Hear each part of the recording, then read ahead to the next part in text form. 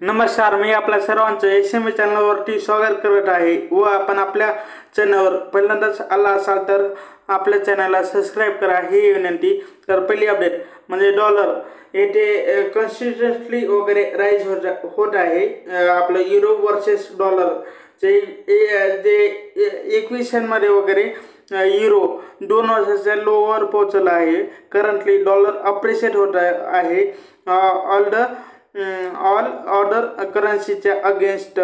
तर जे ती एमर्जन्सी मार्केटची करन्सी असो किंवा डेव्हलप मार्केटची करन्सी असो, त्या प्रत्येक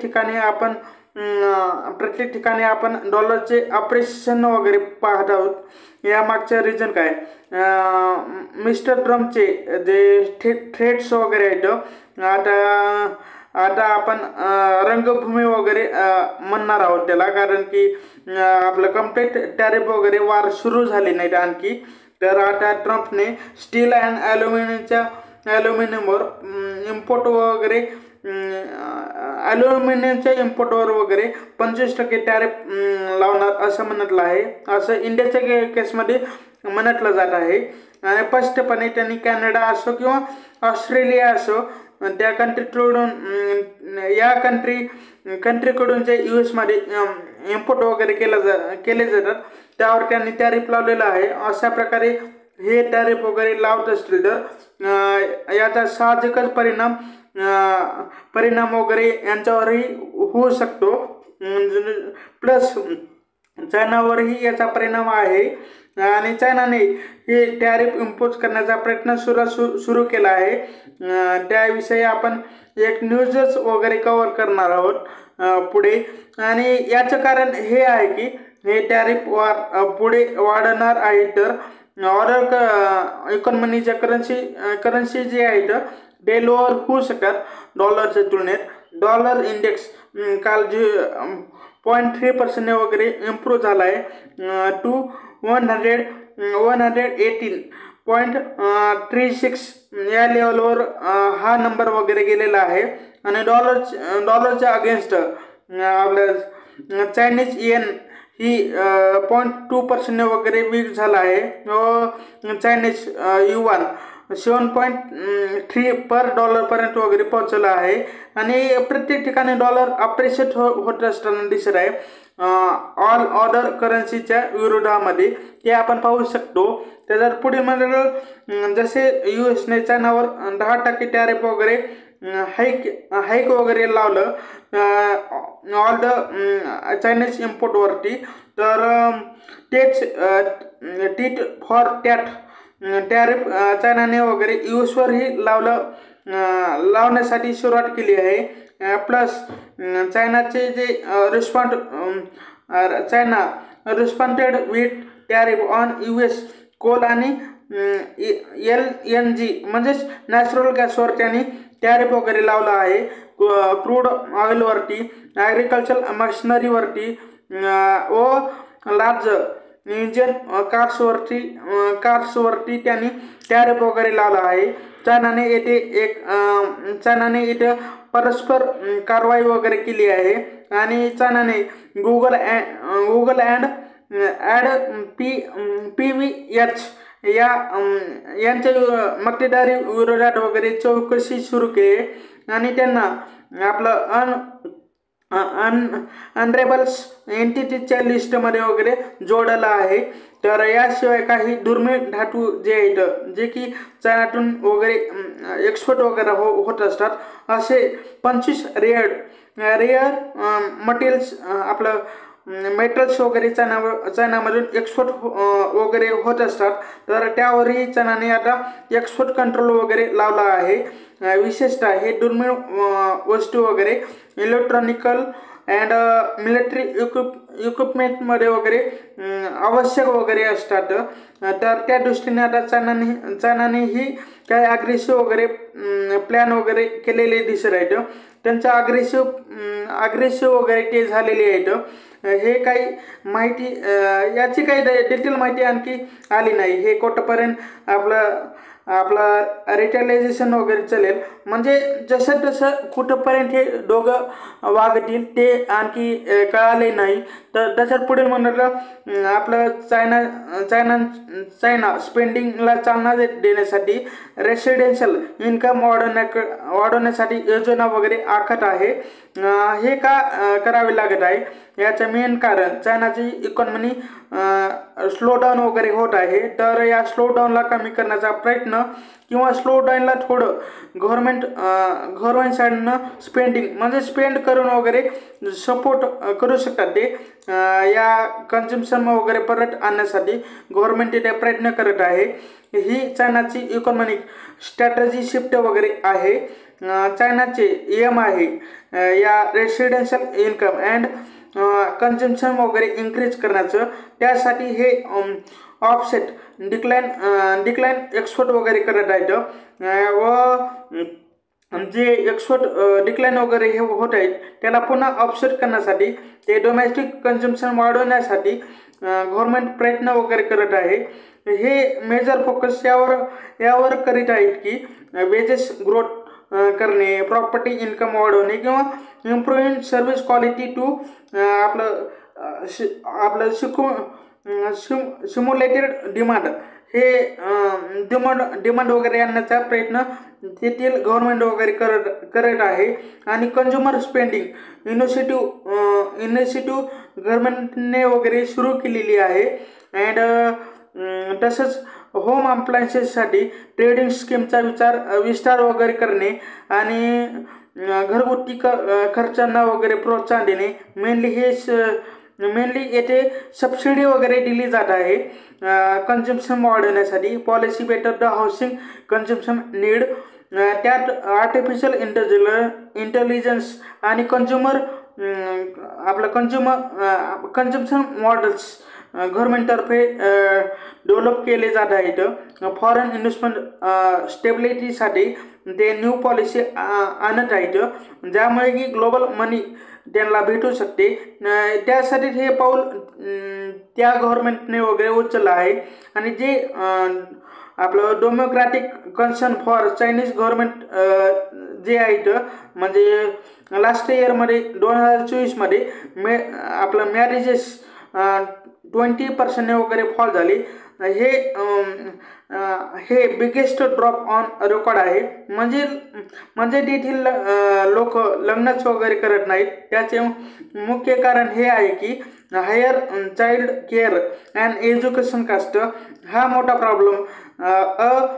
मॅरेजेस डिसिजन वगैरे घेताना यंगस्टरला वगैरे वाटत आहे. या गोष्टीमुळे ओव्हरऑल इकॉनॉमीमध्ये स्लोडाऊन वगैरे क्रिएट होत आहे. आणि जॉब इन्सिक्युरिटी तेथे भरपूर जास्त होत आहे. मला वाटते की गव्हर्नमेंट या गोष्टीवर जास्त काम करेल. कंटिन्यू बेसिसवर कन्झम्पशनला वाढवण्यासाठी गव्हर्नमेंट वगैरे प्रयत्न करेल आणि नवीन पॉलिसी आणून ते हे वगैरे बूस्ट करण्याचा प्रयत्न करेल. तर आता पाहावं लागेल ते पुढे काय करू शकतात. तर जर पुढे म्हणाल आता इंडियन इकॉनॉमीत गव्हर्नमेंटने आपलं ही केलं आहे, मॉनिटरिंग पाहणार आहेत. म्हणजे आपल्या गव्हर्नमेंटचे जो आहे तर त्यांनी एक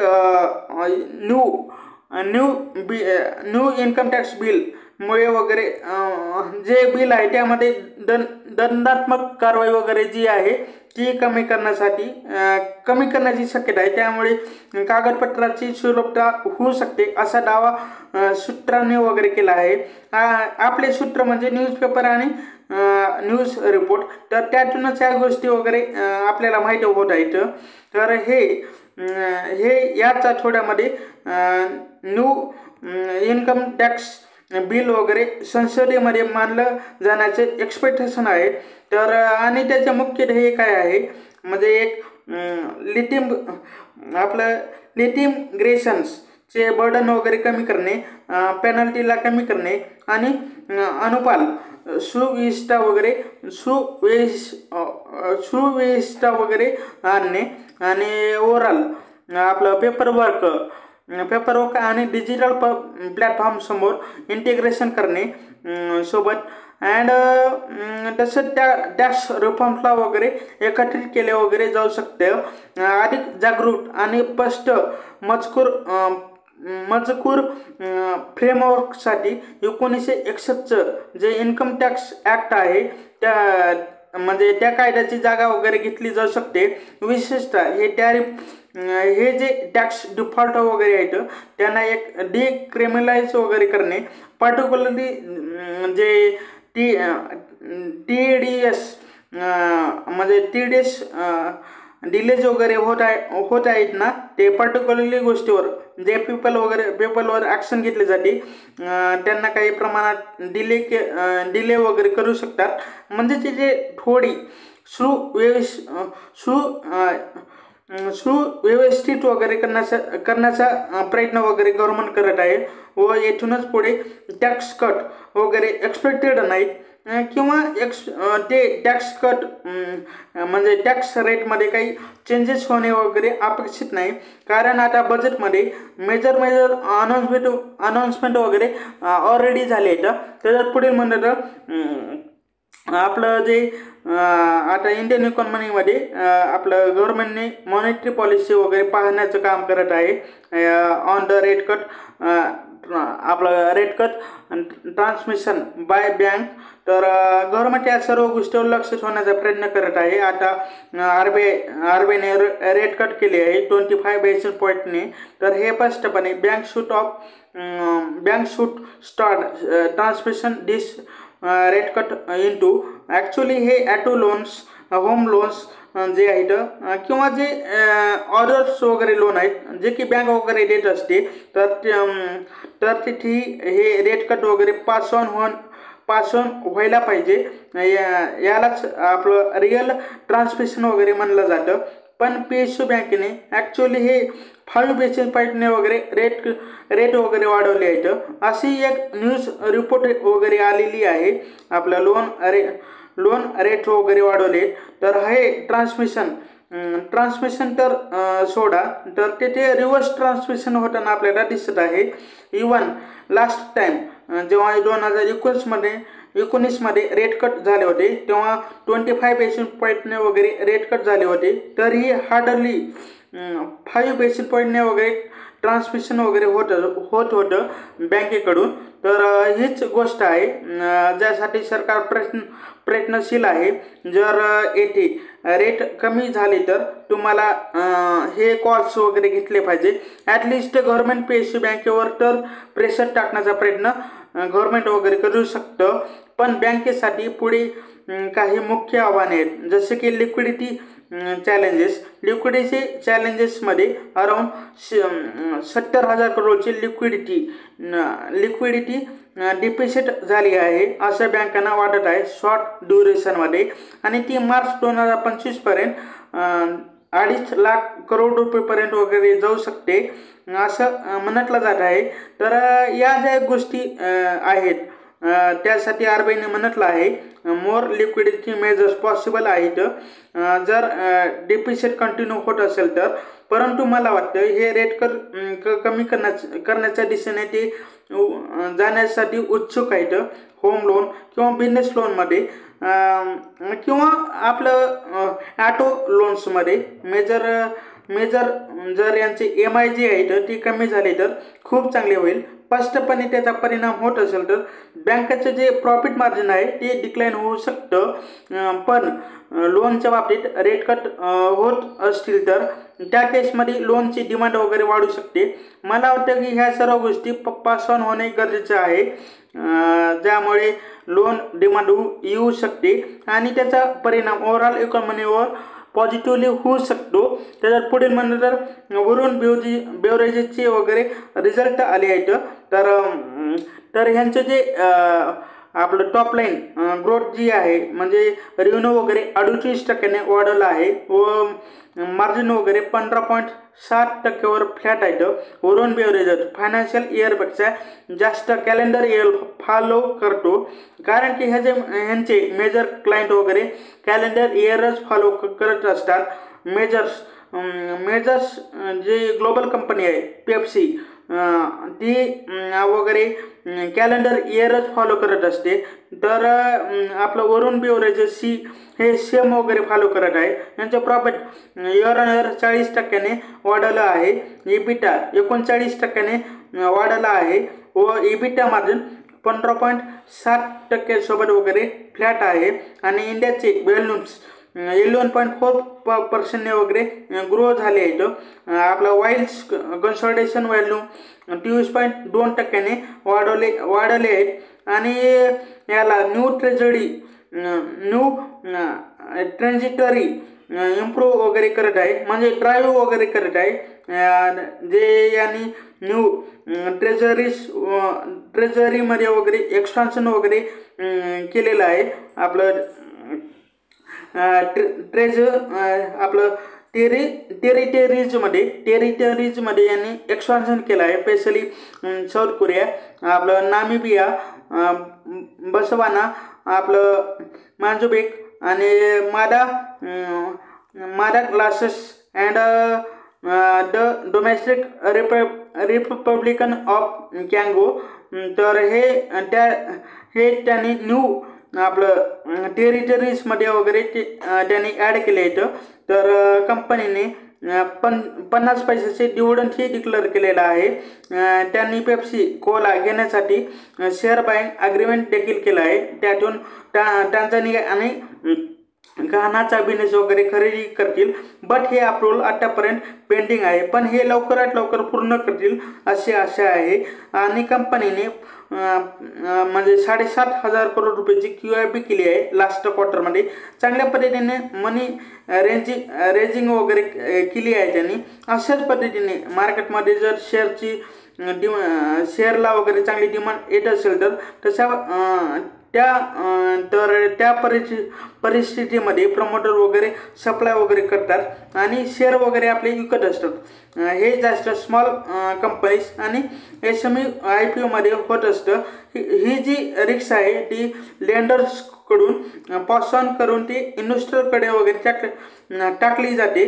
तर हे काही कन्सर्नच्या गोष्टी आहेत small cap and mid cap साईजमध्ये. तर असे नरेंद्र शंकरने वगैरे दाखवलं आहे. तर पुढील म्हणजे आयशर मोटरने रिझल्ट दिलेले आहेत. तर यांचा रेव्हेन्यू 19% अप आहे आणि प्रॉफिट वगैरे 17.5% ग्रो झालेला आहे. हे नंबर वगैरे एस्टिमेटपेक्षा थोडेसे कमी आहेत. आणि EBITDA 10.2% year on year grow झालेला आहे. आणि इबिटा मार्जिन 24.2% ग्रो झालेला आहे. हे हेल्दी मार्जिन वगैरे आहे यांच्यासाठी. तर पुढे म्हणलं तर फोर्स मोटर्स, तर यांचे पाहिलं तर प्रॉफिट 35% वगैरे ग्रो झालेला आहे. रेव्हेन्यू 11.7% वगैरे ग्रो झालेला आहे. आणि इबिटा फक्त 3.2% वाढला आहे व इबिटा मार्जिन थोडं डिक्लाइन झालं आहे, म्हणजे 13.3 पासून 12.3% पर्यंत वगैरे आलेलं आहे. तर हे इनपुट कॉस्ट वाढल्याने झाले आहे. आणि यांचे टोटल इन्कम 11.4% वाढवले आहेत. पुढील म्हणजे अपोलो हॉस्पिटल, तर यांचं प्रॉफिट जे आहे ते 51% वाढलं आहे. And online and offline pharmacy बिझनेसचा परफॉर्मन्स इम्प्रूव्ह झाल्यामुळे यांचं प्रॉफिटही वाढलं आहे. आपलं रेव्हेन्यू पाहिलं तर 13.9% वगैरे ग्रो झाला आहे इयर ऑन इयर. जर आपण हॉस्पिटलच्या अँगल थ्रू गोष्ट केली तर ते अराऊंड 3,512 बेड्स अक्रॉस 11 लोकेशनवर करण्यासाठी त्यांचा प्लॅन आहे 2026 पासून पुढील 3 ते 4 वर्षामध्ये. आणि आपण आपलं रिजनल परफॉर्मन्सची गोष्ट केली तर आंध्र प्रदेशमधून 24% रेव्हेन्यू ग्रोथ झालेली आहे. कर्नाटकामध्ये 17% रेव्हेन्यू ग्रोथ आहे व ॲक्युपन्सी वगैरे 51% आहे व आपल्या ईस्टर्न रिजनमध्ये 8% रेव्हेन्यू ग्रोथ आहे व ॲक्युपन्सी ही स्टेबल आहे. आणि वेस्टर्न रिजनमध्ये 12% रेव्हेन्यू ग्रोथ आहे. आणि नॉर्थ रिजनमध्येही 11% रेव्हेन्यू ग्रोथ आहे व ॲक्युपन्सी ही भरपूर इम्प्रूव्ह झाली आहे 74% आता त्यांच्याकडे 7,996 टोटल बेड्स वगैरे आहेत. आणि ऑर्डर बिझनेसमध्ये जर आपण फार्मा बिझनेसची गोष्ट केली तर ती चांगली ऑर्डर बिझनेसमध्ये जसं की यांचा फार्मा वगैरे बिझनेस आहे तर त्या आपला ऑनलाईन बिझनेसमध्ये तर त्यामध्येही आणखी कंपन्या वगैरे लॉस मेकिंग बिझनेस वगैरे करत आहे. तर पुढील म्हणजे नायका तर यांचं प्रॉफिट वगैरे 51% ग्रो झालं आहे. यांचं बेस इफेक्ट भरपूर लहान असतात म्हणून हा नंबर आपल्याला मोठे दिसतात. आपलं लास्ट क्वार्टरमध्ये 10 करोडचा यांनी वगैरे प्रॉफिट केलं होतं. या क्वार्टरमध्ये 26% प्रॉफिट 26 करोडचं प्रॉफिट केलेलं आहे. आणि रेव्हेन्यू इयर ऑन इयर 27% वाढवला आहे. आणि EBITDA 43% year on year grow झाला आहे व इबिटा मार्जिन 17 बेसिस पॉईंटने वगैरे इम्प्रूव्ह सुद्धा झाले आहे इथं 70 बेसिस पॉईंटने वगैरे. आणि अडानी ग्रुपने आणखी एक नवीन हॉस्पिटल व्हेंचरमध्ये एंट्री घेतली आहे विथ माय क्लिनिक. तर अडानी ग्रुपने येथे 6,000 करोडची इनिशियली इन्व्हेस्टमेंट वगैरे केली आहे 1,000 बेडच्या हॉस्पिटलसाठी. तर व टोटल प्लॅनमध्ये 10,000 करोडची इन्व्हेस्टमेंट करण्याचा त्यांचा प्लॅन आहे टोटल. हे पहिल्यांदा हेल्थकेअर आपलं एक्सपान्शन वगैरे करणार आहेत. आणि हे मायो क्लिनिक ग्लोबल कन्सल्टिंग कंपनी आहे यूएसची. तर यांच्यासोबतच त्यांनी आता म्हणजे टाईप अप केलेलं आहे. अँड हे मल्टी फॅसिलिटी हॉस्पिटल वगैरे हॉस्पिटल अँड मेडिकल रिसर्च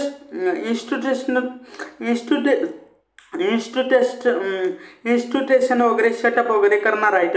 आणि मुंबई आणि हैदराबादमध्ये तर ते कांदिवली मुंबई येथे एक हेल्थ सिटी वगैरे आयोजित करणार आहेत. तर ज्यामध्ये की multi speciality hospital research education institutional असतील आणि आणखी काही हेल्थ कॅम्पेन्स वगैरे ऑर्डर सिटीमध्ये करणार आहेत. येथे टाटा ग्रुपने आदित्य बिर्ला ग्रुपने रिलायन्स ग्रुपने ही एंट्री केलेली आहे. तर हे एक सोशल कॅपिटल इन्व्हेस्टमेंट वगैरे मानली जाते. आणि अडानी फॅमिलीने हे हेल्थकेअर एज्युकेशन अँड स्किल डेव्हलपमेंटसाठी 60,000 करोडची म्हणजे 60,000 रुपयेची आधीच वगैरे वचन दिलं आहे व ते हे लॉंगर टर्मच्या अँगलने बघत आहेत याकडे. आणि हे जे मायो क्लिनिक कंपनी आहे तर ही US मधील टॉप मेडिकल इन्स्टिट्यूशनल आहे. तर ती हेल्थकेअर रिसर्च आणि एज्युकेशनमध्ये एक्सपर्टाईज प्रोव्हाइड वगैरे करते. तर आता पाहावे लागेल या सर्व गोष्टी पुढे कसं वर्क वगैरे केले जातील. तर पुढील म्हणले तर आपलं पुढील न्यूज बँकिंग इंडस्ट्री रिलेटेड आहे. तर जे स्मॉल लोन आहेत त्यामध्ये काहीसे स्ट्रेस वगैरे सिग्नल वगैरे करत आहेत दिसत आहेत. जसे specifically secured small loan macro लिफन्स ट्रू आहे. जर आपण मॅक्रो लोनच्या अगेन्स्ट प्रॉपर्टी लोनची गोष्ट केली तर टू व्हीलर फायनान्सिंगची गोष्ट केली तर आपलं शॉर्ट अँड व्हेकल लोनचे वगैरे गोष्ट केली तर येथे काही अर्ली स्ट्रेस वगैरे दिसत आहेत डिफॉल्टमध्ये. तर त्यासाठी काही म्हणजे क्वेश्चनाइज या क्वार्टरमध्ये वगैरे आपल्याला पाहायला मिळू शकतात. Q4च्या रिझल्टमध्ये आपल्याला हे कदाचित वगैरे आपल्याला पाहायला मिळू शकतं. आणि ऑलरेडी प्रोव्हिजन वगैरे सुरू झाले आहेत बँकेच्या. तर पुढेही प्रोव्हिजन कमी जास्त प्रमाणात राहू शकतात कंटिन्यू. तर जर पुढील म्हणायला आपलं इंडियाच्या हॉटेल इंडस्ट्रीमध्ये आणखी 1 लाख रूम वगैरे ॲड होऊ शकतात बाय 2029. आता 2 लाख रूम्स वगैरे आहेत त्यामध्ये आणखी 1 लाख रूम वगैरे ॲड होणार आहेत 2029 पर्यंत. यामागील कारण काय म्हणजे रिलीजियस टुरिझम आपलं रायझिंग प्रोस्पेक्टिव्हली अँड इन्फ्रास्ट्रक्चर प्रोजेक्ट हे मुख्य 2 कारणे वगैरे सांगितली जात आहेत. सो लेजर्स लेजर आपलं डेस्टिनेशन अँड रिलॅक्सेशन हब्समध्ये आपण इन्व्हेस्टमेंट वगैरे वाढवताना आपण पाहत आहोत गेल्या 1-2 वर्षापासून। हे मेजर अर्बन सेंटरमध्ये जसे की आपलं मुंबई, दिल्ली, बेंगळुरू अँड हैदराबाद येथे एक्सपान्शनसाठी वगैरे तयार राहत आहे। अँड ॲक्युपेन्सी रेट 60 ते 70% मध्ये दिसत आहे। तो 80% वाढू शकतो, ज्यामुळे यांचं रेव्हेन्यू पुन्हा वाढू शकतं हॉटेल इंडस्ट्रीचं। आणि नवी मुंबई आणि जेवरची जे न्यू एअरपोर्ट वगैरे येणार आहेत तेथे, तर त्यामुळे एक चांगली म्हणजे पोटेन्शियल ग्रोथ वगैरे येऊ शकते। तर मुंबई, दिल्ली अँड जयपूरमध्ये आपलं कन्व्हेन्शन सेंटर वगैरे आहे, आपलं कन्व्हेन्शन सेंटर वगैरे आहेत ते येणाऱ्या काळात भरपूर वगैरे येऊ शकतात, ते वाढू शकतात। मला वाटतं की हे प्रमुख शहरामध्ये लिमिटेड न्यू सप्लाय आहे व हाय ॲक्युएन्सी आहे आणि रूम्स रेंट ही जास्त आहेत। हे प्रमुख काही कारण वगैरे दिसत आहेत या प्रकारच्या एक्सपान्शनसाठी वगैरे। तर शेवटी आपल्या व्हिडिओला लाईक आणि चॅनलला सबस्क्राईब करा ही विनंती। हा व्हिडिओ पाहिल्याबद्दल धन्यवाद, थँक्यू।